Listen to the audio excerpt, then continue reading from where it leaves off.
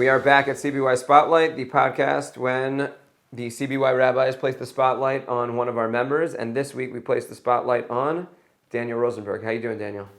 Baruch Hashem. Thanks for joining us. Thanks for having me. It's an honor. Our first question is always, have you ever been on a podcast before? I think when I was on it, it wasn't called a podcast. It was called an audio blog because it was in like 2005, and I was on a book tour, and so I did some TV and some radio and some podcasts. But you wrote a book? Yes, which I won't really talk about today.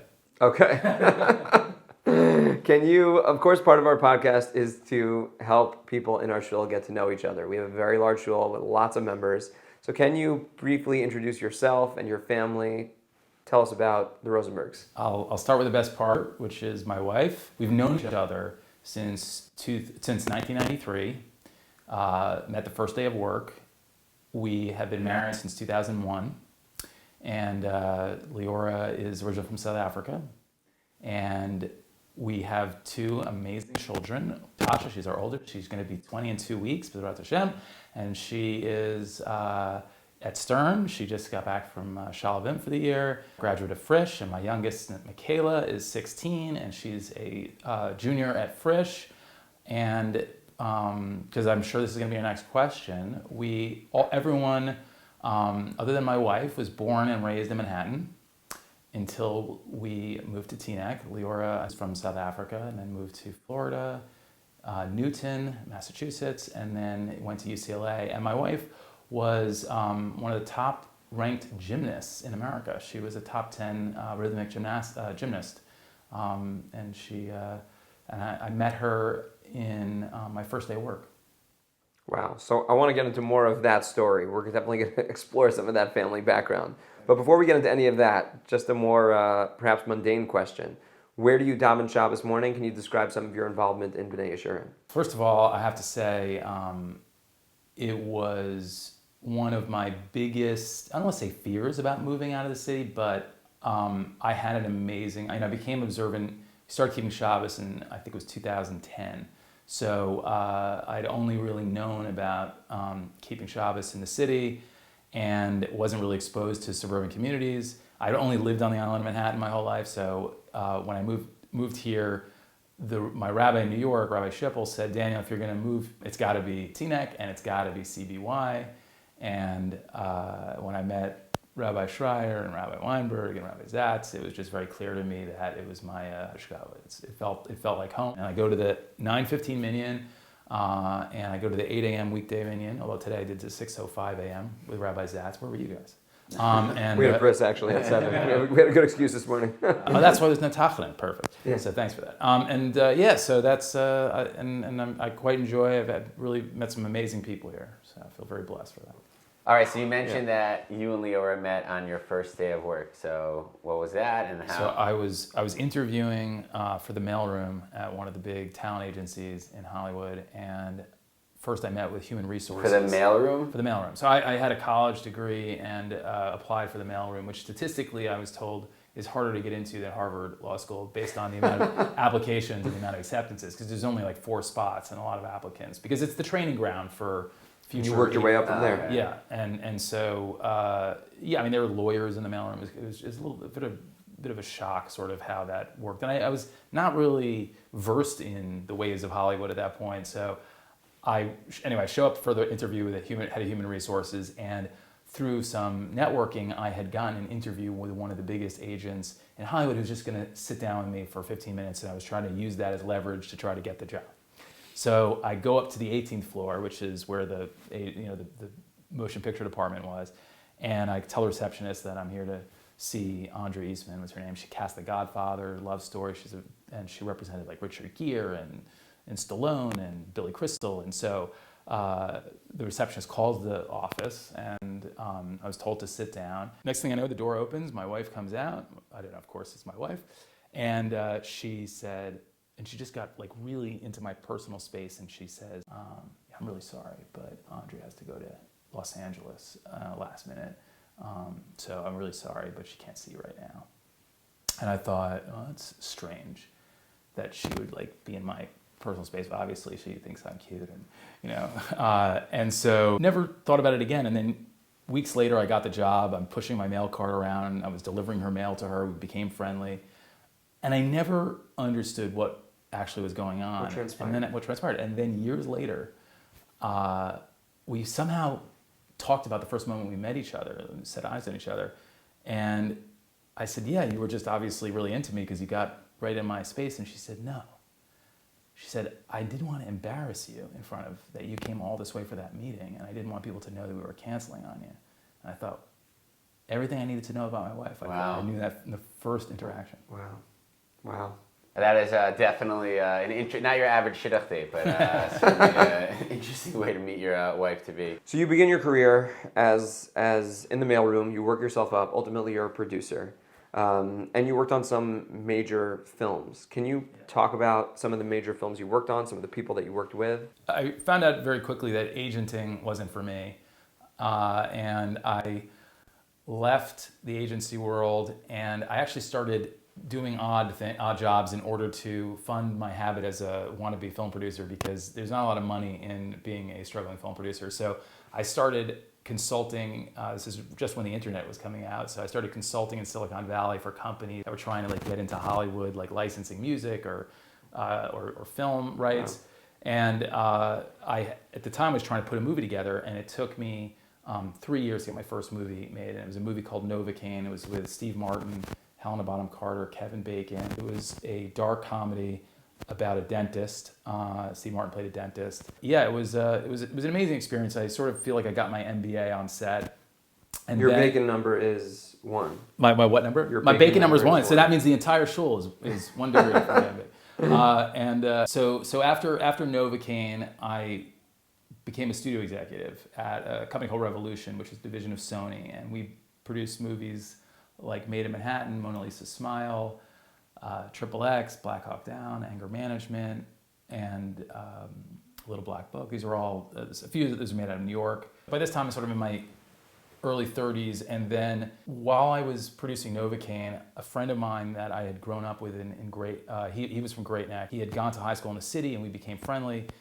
I was at the Cannes Film Festival, and he happened to be there, not because he had anything to do with the film business, but he was like backpacking through. And he said, Daniel, I have an idea for a movie. And I said, I'm late for a meeting. I said, I'm not short of ideas for movies, I'm short of cash.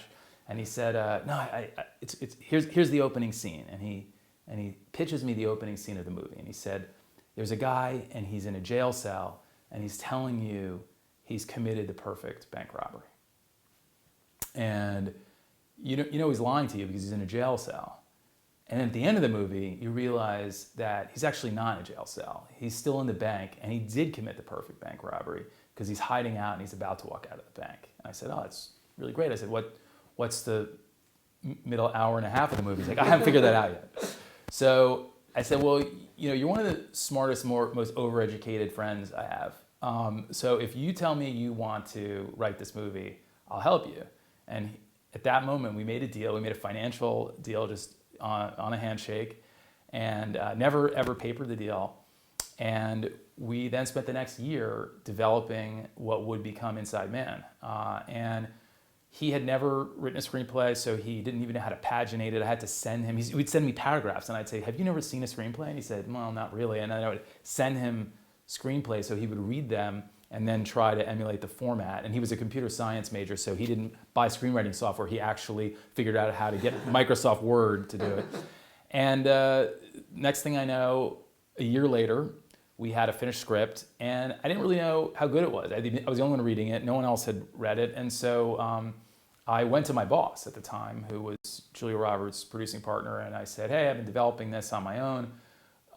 Would you be interested in producing it? And I knew it wasn't, she was more of a romantic comedy person, so I knew it wasn't her vibe. Bank robberies weren't exactly. Yeah. So I unsurprisingly, she's like, not for me. And then I gave it to my wife, who was an agent, a big literary agent, motion picture lit agent. And she's like, I don't want to represent it because, you're my husband. It's probably a bad combination. So she said, what about sending it to my colleague? So I sent it to her colleague, who is a pretty well-known agent, and he read it and he said, I don't really get this. I don't think it's very good. And now I'm thinking, oh my gosh, I spent a lot of rejection. A lot of rejection.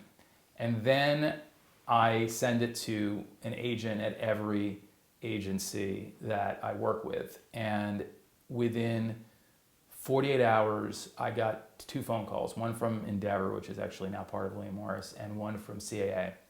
And they said, this is the best spec I've read in a long time. We've given it to Spielberg, Michael Mann, Ron Howard, Rob Reiner, and within 12 hours, we were in a 3-way bidding war for the script. And I think at that point, my friend had about $1,000 in his bank account, and he sold the script for 7 figures. Wow. And that was definitely one of the most exciting moments of my career. But it was just really chapter 1, because the next 3 years were about how to get this movie made. Right, you produced it. You were involved in the production of the movie also. Right. So originally Ron Howard was supposed to direct it, but then he got busy doing Cinderella Man and American Gangster. We went through a bunch of directors, and the script kept getting rewritten, and it got, in my opinion, worse and worse. And I thought, oh my gosh, my movie's never going to get made. So 2 years later, the movie's pretty much dead. No one wants to make it. The script is no longer what we sold. And my wife was at the time representing Spike Lee. And she said, Daniel, Spike's really looking for his next movie. He happens to have a meeting with Brian Grazer, who's the other producer on the movie. Maybe he should direct Inside Man. I said, well, the only way I would do that is if we gave him the original script we sold. And he said, well, she said, well, then give it to him.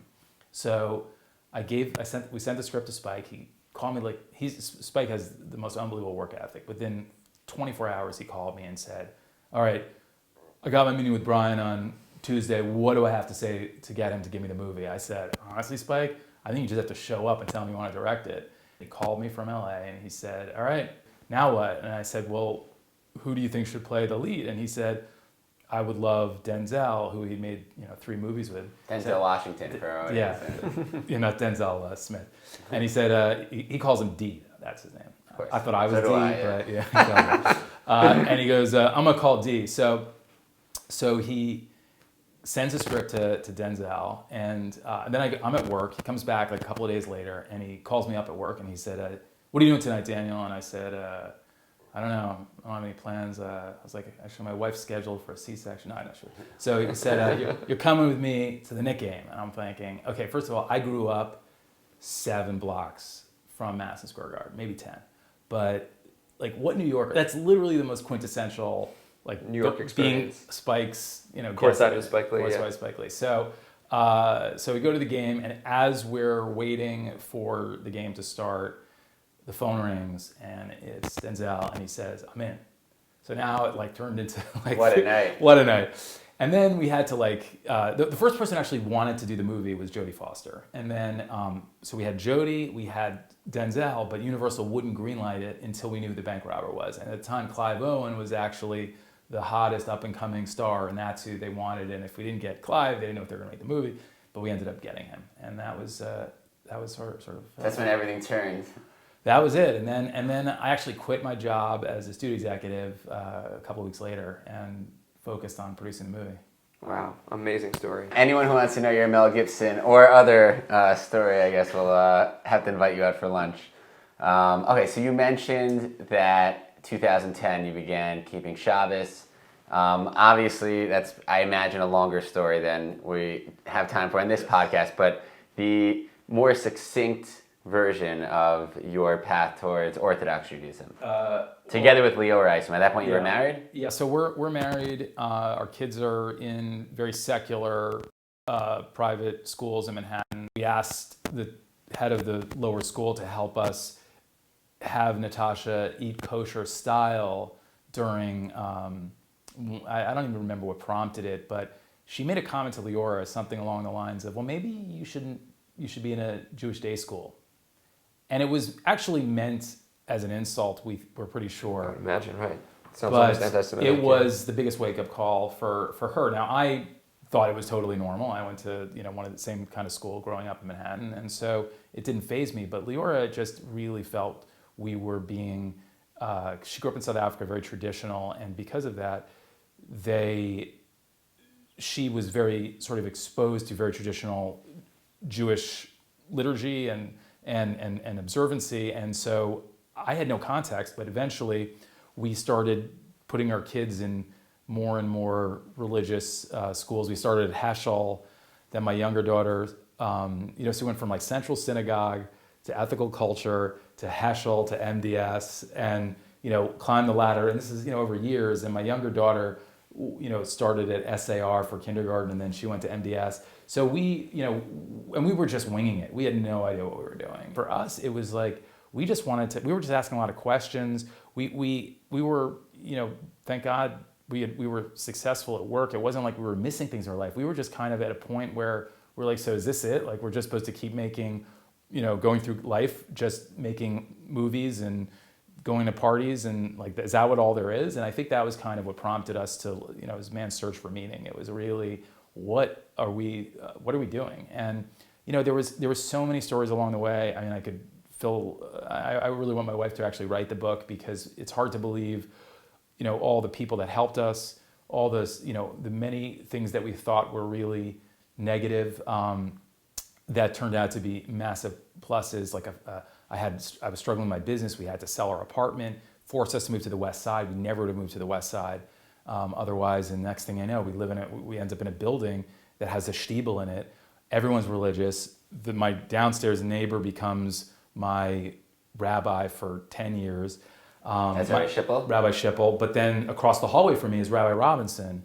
And next door to him, there's only 3 apartments. Rabbi Shul Robinson. Rabbi Shul Robinson from Lincoln Square. Denzel Washington, Rabbi Robinson. Not everybody knows all the names. Yes, I gotta fill it in. Yeah. He's a bigger. Do you call him S or no? I do. I am allowed. He did at one point, after 10 years of being his neighbor, he told me I could call him by his first name, but I don't think I've ever taken him up on that.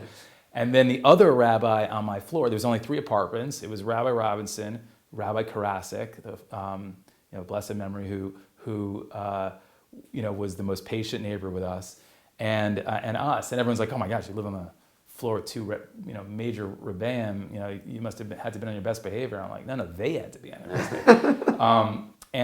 So that was like kind of one of the most amazing, fortuitous elements of our journey. And I feel very blessed. I cannot imagine how we were, So here's the one thing I'll tell you, and feel free to take this out. My wife, all she wanted was for us to become observant. She was ahead of the journey. I get back from LA, I land at the airport, and she says to me, so Daniel, I just want you to know I've koshered the kitchen. And I'm like, what? This is a family decision, and so she had just on her own decided that was the right thing to do. And I didn't know the first thing about keeping kosher. So I get home and, I'm looking at it, and I've just really, and she'd had a service come in, and we bought all new dishes, and she's explaining to me how it works, and I'm just like, no idea what you're talking about. Like, what do you mean we have to swap out? We had one sink. We had to swap out what? The master. And then the next morning I walk in and I see a meat dish in the sink, and I was like, well, what is this? And she was like so happy that I was upset by it, that she knew that she had me. A lot of times people ask, like, how did it affect your work when, because I would not have been able to be observant in my business. I don't think there would have been any understanding.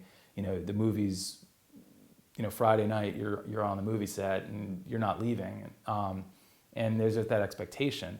And I think what happens is there are some observant people, and either they can be in a position where they could get the movie scheduled around them, right? That does happen. I have a good friend who's a TV showrunner who's observant, and they don't shoot on Friday night and Saturday, or if they do, it's understood that if you're running the show, then you could do it. Yeah.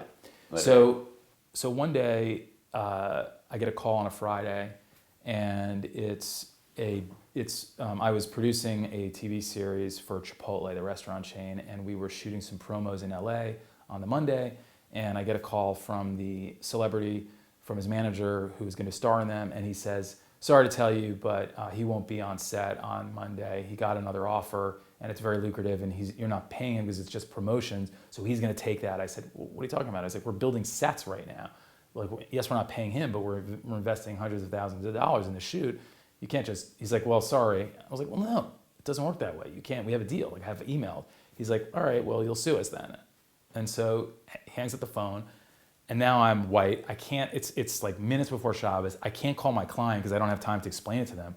And I'm leaving on Sunday morning, and they're flying. So now, and this is the first time I've ever dealt with anything like this. I've only been observant for a couple of years, and I've never had this experience. So now I'm like, do I answer the phone? Do I deal with this? Is this constitute an emergency? I go to Shul. It's Friday night.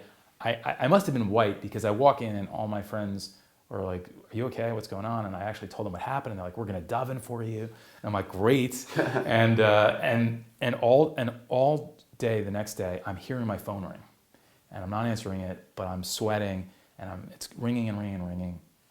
And then at the end of Shabbos, the big question is, do you listen to the messages in the reverse order or in the forward order? And so Definitely reverse. Yeah, that was my instinct, Yeah. but I listened to it in the order they came in.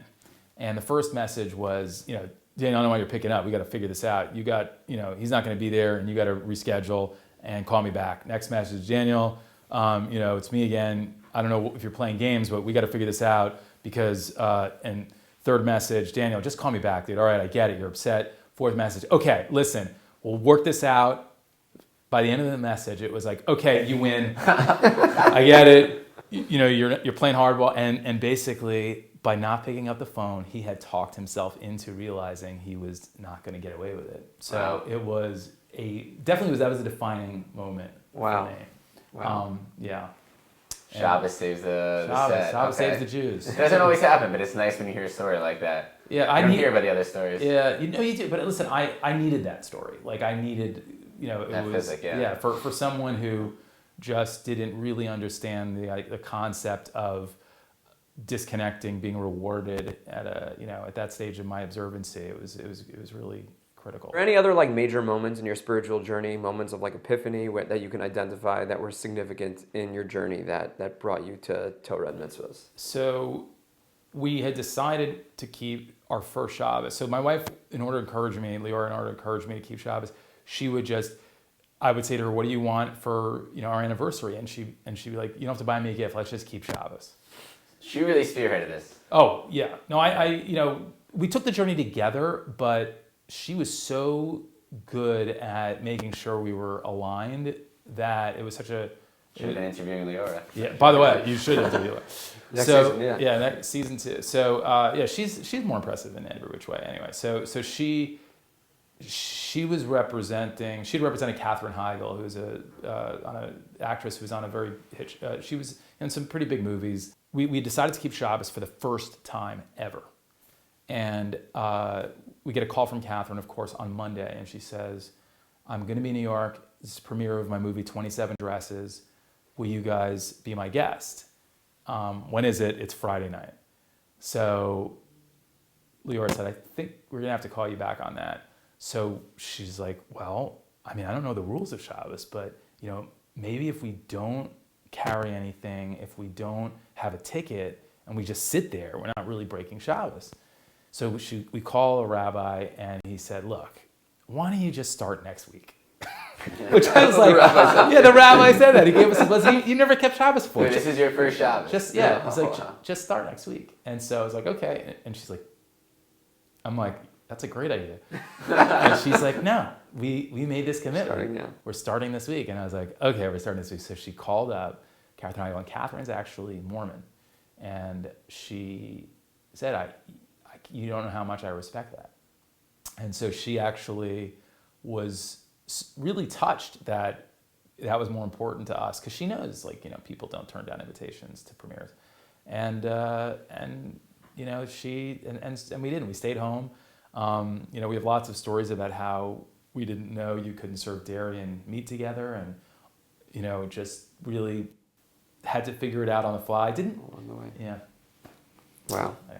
Who knew Hollywood could be so inspirational? Well, I guess Hollywood is inspirational, but behind the scenes, Hollywood, I'm saying inspirational. Yeah, there's some good apples.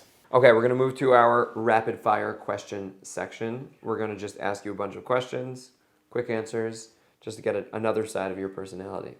What is your favorite book, movie, or TV series? Closing the Deal, Inside Man, and Odd Mom Out, all three. No, I would say book would be, maybe Catcher in the Rye was up there. I think for movies, I would three-way tie between City of God, Le Dîner de Con, which is a French movie called The Idiot's Dinner, and The Big Blue. Have you seen any of them? 0. No. Okay. Okay. You should. We'll have a movie night. Okay, sounds good. They're all clean? Look all- at me the clean version. What kind of a person are you? And then TV series. I found this TV series randomly on Netflix one time called Happy Valley, and it just blew me away. It's a British series. I think it's like 6 episodes, but it's just brilliant writing. So. Okay. Again, You're asking a connoisseur here. You're asking a connoisseur. Yeah, exactly. It's not your classic answers. If you had to eat one consistent meal, breakfast, lunch, or dinner for the rest of your life, what would that meal be? Chela kebab kubide from Kobe. Is that Persian? Yes. It's my accent. No, I'm saying I'm my not Farsi Persian. accent? I always get the bark. I always get the same thing from Kobe. Do you do the orange rice or the green rice? All the rices. Orange, green. What's the that red for rice lunch or also? dinner? That's your lunch or dinner? Yes. Okay. Okay. By the way, for the record, there's only one person here who is married to a Persian girl, and he is the one who knows the least about Persian culture I and have cuisine. tried Just gonna my say that. hardest, as much as I love Aviva and her family, to maintain my lane, and that's what I've done. Does she ever cook for you? She does not. No We're not tagine, getting eaten. no It's not gorma that- sebzi, yeah. 0. Okay, so kubide is the skewers with the ground beef spice, ground beef. Okay. I would We might have to edit this out for my sake, but yeah. yeah. The orange rice is so good. Orange rice is the best. fantastic. What is the most interesting place in the world you've been to? I've been very fortunate to travel. Vietnam is an interesting place, but I think safari. My wife, being South African, going on safari is Kruger? my favorite. It's just like it's closest to Gan Eden you can probably get on Earth. And actually, I've never been to Kruger. Okay. Medikwe, Oh, now I'm lost. Shoot. I knew one. I tried to sound like I don't know. what I'm talking about. Palansburg. Of course. Palansburg, Yeah, of course. What is the most interesting item you have in your house or that you own? I'm gonna give one of my wife's, which is she has a letter of recommendation from Albert Einstein about her great grandfather, who was who's an agronomist, and he was recommending him for a job wherever he was traveling. So He had a relationship with Albert Einstein? he worked with Albert Einstein. That is so cool. Isn't that cool? All right. What is, if any, significant hobby or lifestyle change that you adopted since COVID? Moving to the burbs. Oh yeah. Right. So it's funny because That led to the move. I think it's what I learned is that I grew up in Manhattan, so I'm used to sounds of sirens and people being murdered. But when I came out here, it was like the trains kept me up and the birds. I didn't even The notice birds that. and the train. Yeah. Well, now I don't. But when I moved out here, I couldn't sleep because of the train horns. Now I don't hear them. Ironic. So it's interesting. Yeah. All right, we are going to close with some CBY trivia. Prizes TBD. Okay. But stay tuned. All right, so here's our question. Can you name, let me preface, I don't know if I can, but let's see if you can. No, I can. Can you name the topic of this year's Shabbos Shuvah Drasha, this past year's Shabbos Shuvah Drasha? Just so you know, it took me a second to remember what it was also. I'm trying to think, do I even know it? I think, Shabbos? Oh yeah, I got it. Yeah. I'm going to have to answer the... All right, if I'm not mistaken, it was the standing still. The Sanctity of standing still. Standing still in time. Right. Okay. Yeah, I do remember. Just now. taking moments Okay. to stand still. Yeah, All right, listen, yeah. maybe make the next year's a little better and More memorable. But, How to make it more memorable was next great. time. It was. I have to say that, and you can feel free to use this as a separate promo reel. But one of the best parts about being a member of B'nai Sherman right now is that there is this vibe in this town right now that like this shul has become a real hotspot energy, like the programming, the minyanim. So it's actually fun to be part of the fun table, let's call it. it only took you 20-something minutes to get there. At this point, I we will let started you with go. that. I'm joking. But we appreciate the love. Daniel, thanks so much for joining us. Thank you. Thank you. That's awesome.